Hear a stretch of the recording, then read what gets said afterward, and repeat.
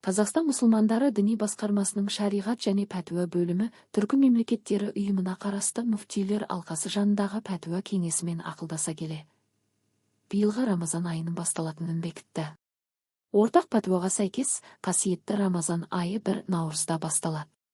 Ал наурыз айының 26-нан 27-не қараған түн қасиетті Қадыр түні. 30 наурыз ораза айт мерекесі.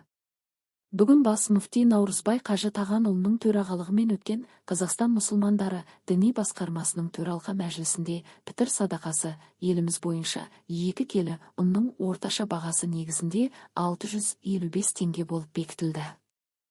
Тек пайдалы ақпараттарды жіберіп алмау үшін каналыма тіркеліп алыңыз. Лайк басып комментарий қалдырыңыз.